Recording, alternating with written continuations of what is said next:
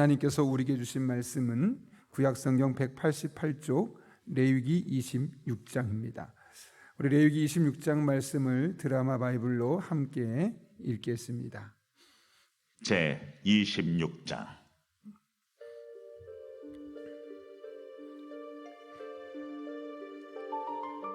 너희는 자기를 위하여 우상을 만들지 말지니 조각한 것이나 주상을 세우지 말며 너희 땅에 조각한 석상을 세우고 그에게 경배하지 말라. 나는 너희 하나님 여호와임이니라. 너희는 내 안식일을 지키며 내 성수를 경외하라. 나는 여호와이니라. 너희가 내 규례와 계명을 준행하면 내가 너희에게 철따라 비를 주리니 땅은 그 산물을 내고 밭의 나무는 열매를 맺으리라. 너희의 타작은 포도 딸 때까지 미치며 너희의 포도 따는 것은 파종할 때까지 미치니 너희가 음식을 배불리 먹고 너희의 땅에 안전하게 거주하리라. 내가 그 땅에 평화를 줄 것인즉 너희가 누울 때 너희를 두렵게 할 자가 없을 것이며 내가 사나운 짐승을 그 땅에서 제할 것이요 칼이 너희의 땅에 두루 행하지 아니할 것이며 너희의 원수들을 쫓으리니 그들이 너희 앞에서 칼에 엎드러질 것이라. 또 너희 다섯이 백을 쫓고 너희 백이 만을 쫓으리니 너희 대적들이 너희 앞에서 칼에 엎드러질 것이며 내가 너희를 돌보아 너희를 번성하게 하고 너희를 창대하게 할 것이며 내가 너희와 함께한 내 언약을 이행하리라. 너희는 오래 두었던 묵은 곡식을 먹다가 새 곡식으로 말미암아 묵은 곡식을 치우게 될 것이며 내가 내 성막을 너희 중에 세우리니 내 마음이 너희를 싫어하지 아니할 것이며 나는 너희 중에 행하여 너희의 하나님이 되고 너희는 내 백성이 될 것이다. 나는 너희를 애굽 땅에서 인도해내어 그들에게 종된 것을 면하게 한 너희의 하나님 여호와이니라. 내가 너희의 멍에 빗장을 부수고 너희를 바로 서서 걷게 하였느니라.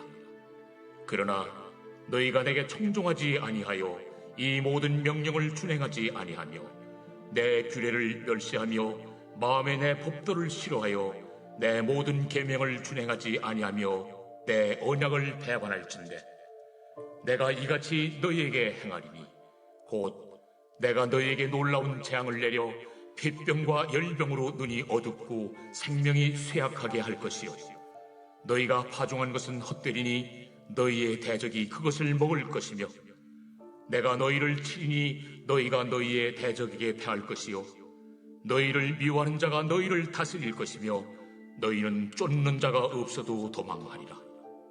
또 만일 너희가 그렇게까지 되어도 내게 청종하지 아니하면 너희의 죄로 말미암아 내가 너희를 7배나 더 징벌하리라.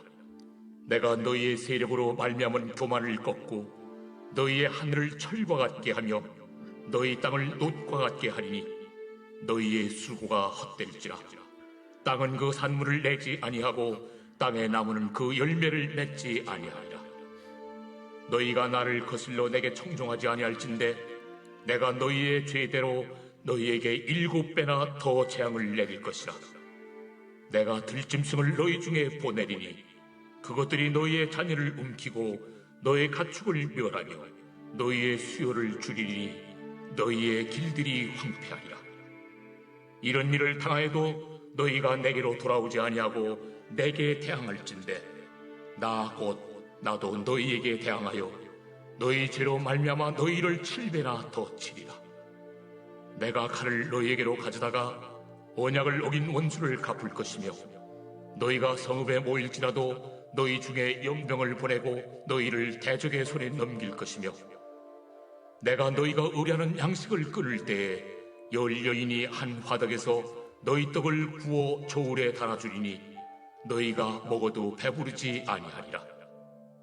너희가 이같이 될지라도 내게 청종하지 아니하고 내게 대항할진대 내가 진노로 너희에게 대항하되 너희의 죄로 말미암아 7배나 더 징벌하리니 너희가 아들의 살을 먹을 것이요 딸의 살을 먹을 것이며 내가 너희의 산당들을 헐며 너희의 분향단들을 부수고 너희의 시체들을 부서진 우상들 위에 던지고 내 마음이 너희를 싫어할 것이며 내가 너희의 성읍을 황폐하게 하고 너희의 성소들을 황량하게 할 것이요 너의 향기로운 냄새를 내가 흠향하지 아니하고 그 땅을 황무하게 하리니 거기 거주하는 너희의 원수들이 그것으로 말미암아 놀랄 것이며 내가 너희를 여러 민족 중에 흩을 것이요 내가 칼을 떼어 너희를 따르게 하리니 너희의 땅이 황무하며 너희의 성읍이 황폐하리라.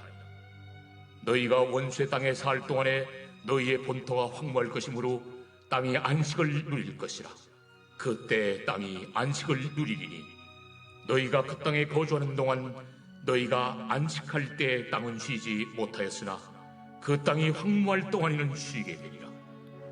너희 남은 자에게는 그 원수들의 땅에서 내가 그들의 마음을 약하게 하리니 그들은 바람에 불린 잎사귀 소리에도 놀라 도망하기를 칼을 피하여 도망하듯 할 것이요 쫓는 자가 없어도 엎드러질 것이라. 그들은 쫓는 자가 없어도 칼 앞에 있음같이 서로 짓밟혀 넘어지리니 너희가 원수들을 맞설 힘이 없을 것이요 너희가 여러 민족 중에서 망하리니 너희의 원수들의 땅이 너희를 삼킬 것이라. 너희 남은 자가 너희의 원수들의 땅에서 자기의 죄로 말미암아 쇠잔하며 그 조상의 죄로 말미암아 그 조상같이 쇠잔하리라.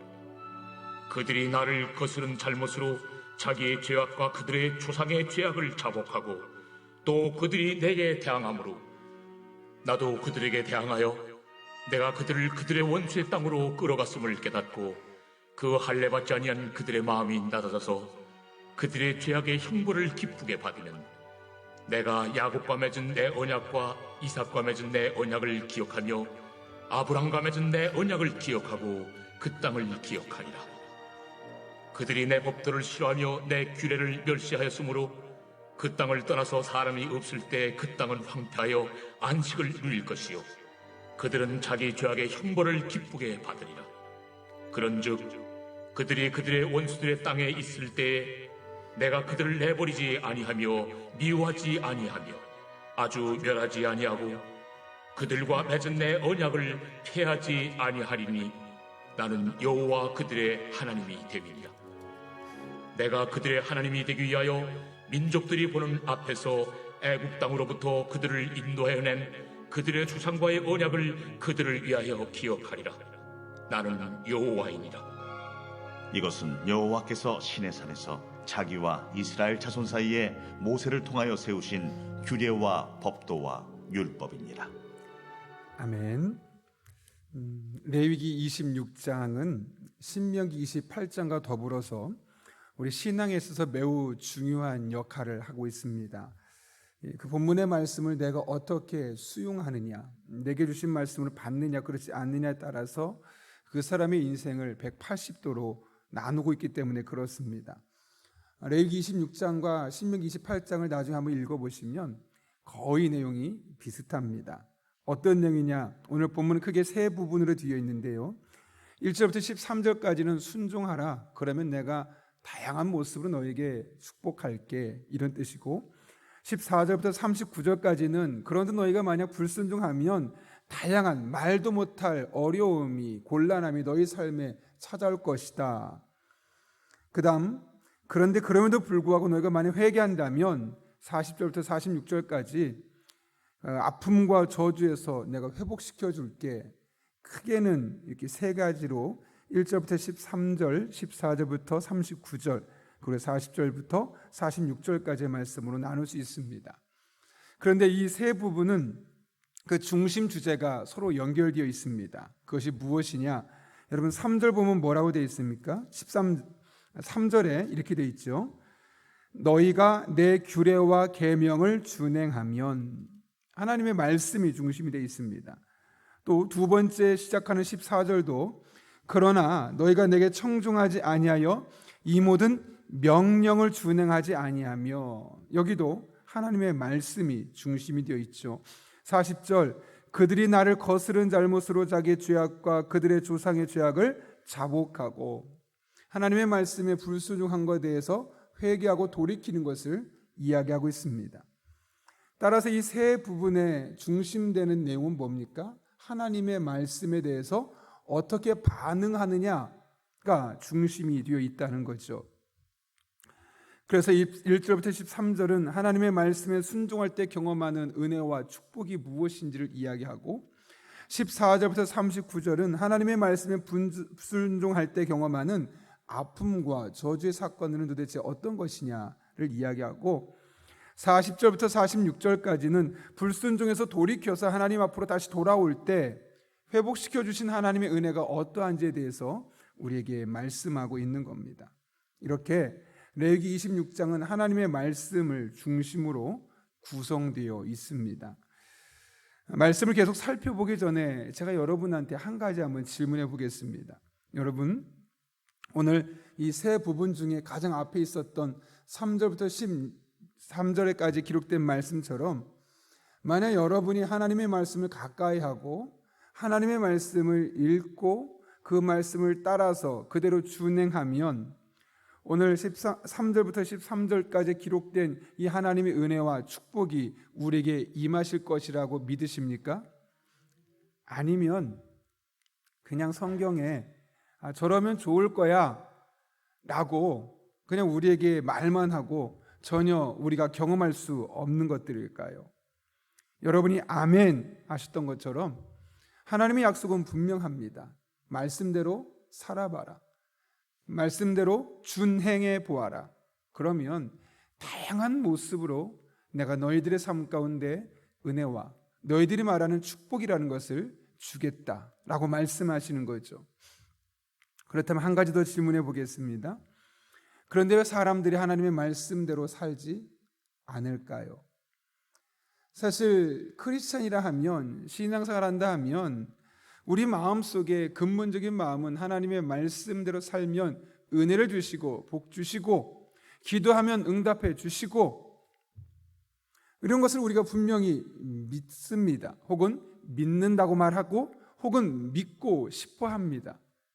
그런데 우리의 삶을 보면 현실은 그렇지 않습니다. 기도하면 정말 하나님께서 어떻게 은혜 주시는지가 성경 속에 다양한 모습으로 기록되어 있는데 그 이야기를 많이 들었음에도 불구하고 실제로 하나님 앞에 나와서 기도하며 자신의 삶을 내어낚이고 또 삶에 곤고한 문제가 있을 때 정말 주님께 매달리며 그분의 지혜와 인도하심을 구하는 사람은 생각보다 많지 않습니다. 50% 될까요?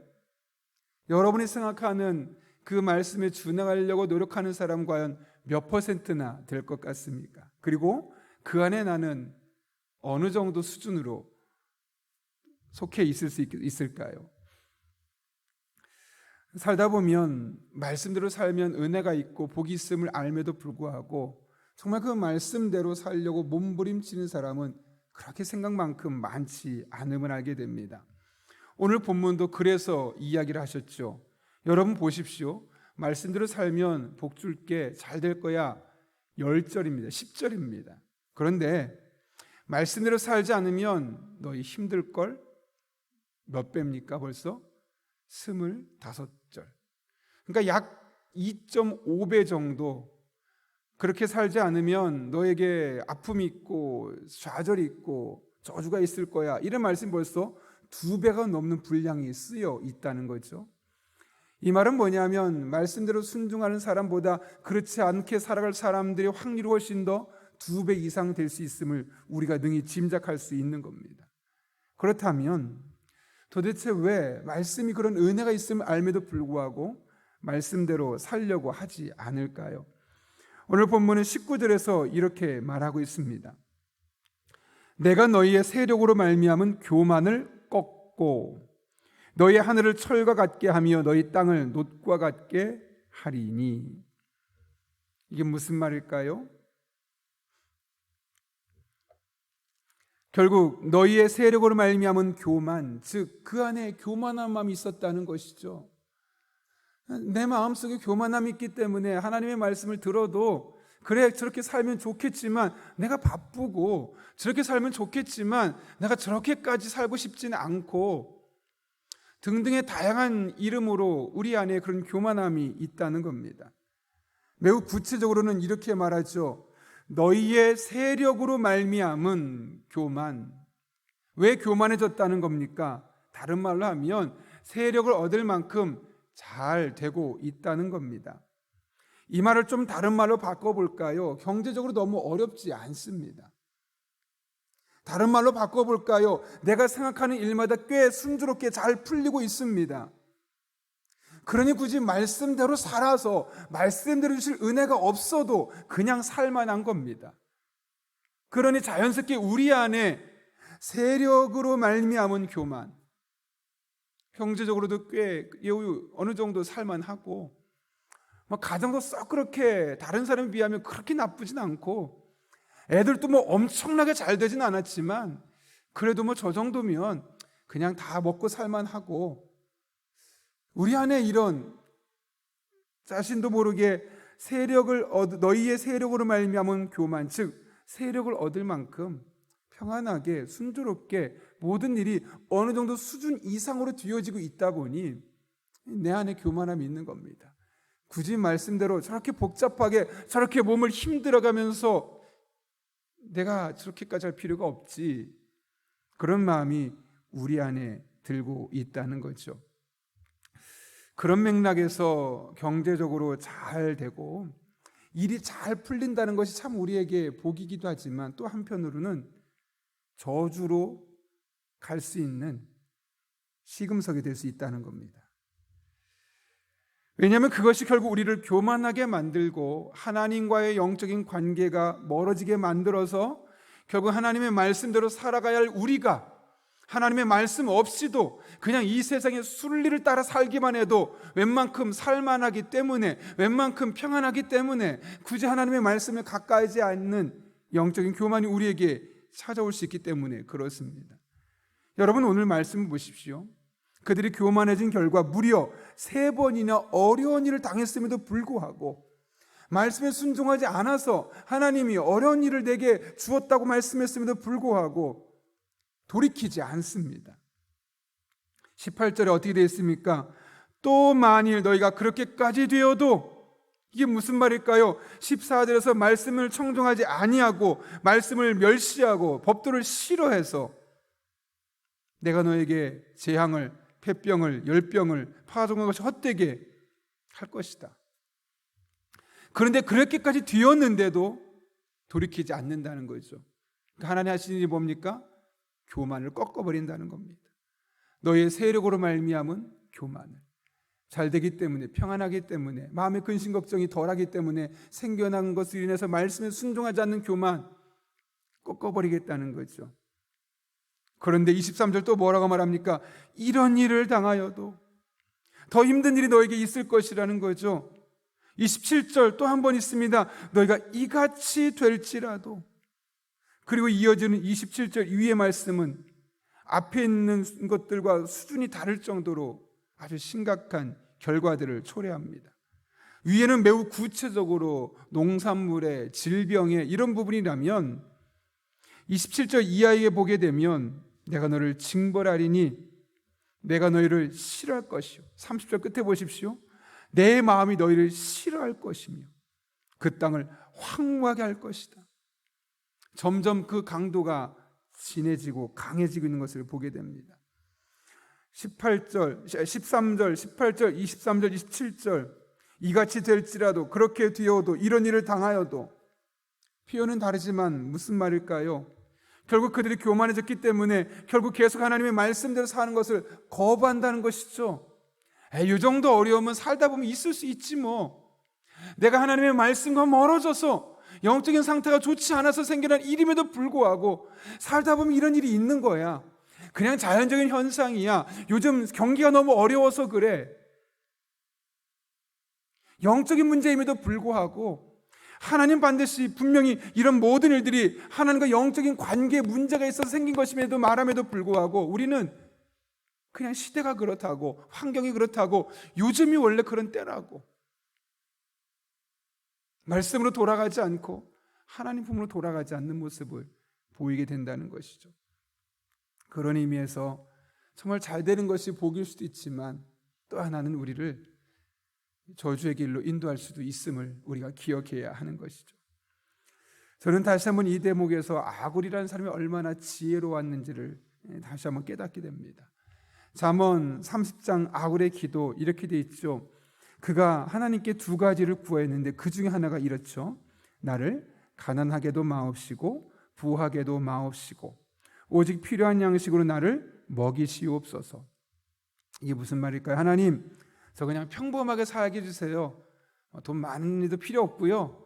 그렇다고 너무 가난하진 않게 해주세요. 그냥 저는 평범한 정도가 저한테 딱 맞습니다. 이런 얘기일까요?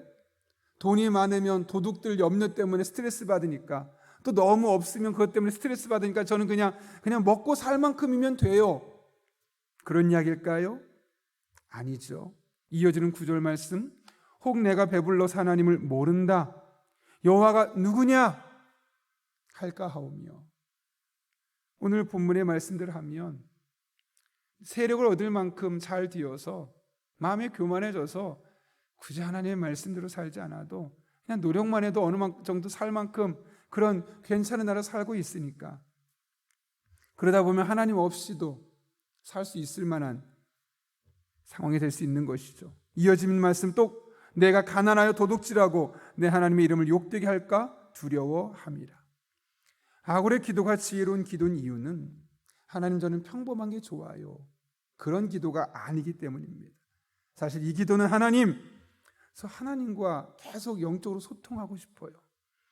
내 안에 교만함이 아니라 내가 늘 겸손하게 하나님과 영적으로 소통해서 하나님 주시는 지혜로 살고 하나님의 인도하심을 따라 살고 싶어요 라는 말로 사실은 바꿀 수 있는 거 아니겠습니까? 오늘의 말씀에 빗대 해석하면 나 잘나서 교만해지고 싶지 않아요. 조금 잘나지 못해도 자 그냥 하나님 말씀대로 살게요, 하나님의 인도하심 따라 살고 싶어요 라는 기도일 수 있는 것이죠. 사실 우리가 기도할 것이 너무나 많습니다. 건강을 위해서, 삶의 지혜를 위해서, 가정 경제를 위해, 또 자녀를 위해, 배우자와 부모를 위해, 이외에도 기도할 일이 정말 쌓였습니다. 그런데 그 중에 어떤 기도가 가장 중요한 기도일까요? 교만해지지 않게 해달라고. 이 시대가 너무나 평안해서 그냥 먹고 살만 하기 때문에, 그것 때문에 나도 모르게 내 마음이 편안해져서 교만해져서 하나님과 멀어지지 않게 해달라고, 그리고 오히려 이런 세상일수록 더욱더 하나님의 말씀을 붙들고 그 말씀을 기준으로 내 인생을 한 걸음 한 걸음 걸어갈 수 있게 해달라고. 사실 이 기도가 경제적으로 더 넉넉해지는 것보다, 우리 아이들이 더 성공하리라는 이름으로 걸맞는 삶을 사는 것보다, 또 다양하게 우리가 기도할 그런 제목들보다 훨씬 더 앞서 기도할 제목들입니다. 오늘 새벽 우리가 그렇게 기도하면 좋겠습니다. 그렇게 하나님 앞에 겸손한 마음으로 말씀에 순복할 수 있는 사람들이 되었으면 좋겠습니다. 하나님께서 오늘 말씀처럼 반드시 여러분을 선한 길로 인도하시고 여러분의 삶에 은혜 주시고 복 주실 것입니다. 그런 은혜 누리는 저와 여러분 될 수 있기를 예수님의 이름으로 축원합니다. 함께 기도하겠습니다. 거룩하신 아버지 하나님, 말씀에 순종하느냐, 말씀을 멸시하며 그 말씀대로 살아가는 것을 싫어하느냐에 따라서 우리의 삶이 어떻게 달라지는지를 오늘 말씀을 통해 깨닫게 하신 은혜에 진심으로 감사를 드립니다. 혹여라도 우리의 삶에 세력을 얻을 만큼 편안해지고 살만해서 영적으로 교만해지고, 그래서 하나님의 말씀대로 굳이 살지 않는 이들이 아니라 오히려 그럼에도 불구하고 끝까지 말씀이 우리의 삶의 중심이 되고 이 말씀을 따라 살아갈 수 있는 주의 종들, 그래서 오늘 말씀이 기록된 하나님의 은혜와 축복들이 단순히 성경 속에 기록된 사건들이 아니요 우리들에게 주어진 것임을 우리의 삶으로 직접 경험할 수 있도록 은혜를 더하여 주옵소서. 예수님의 이름으로 기도하옵나이다. 아멘.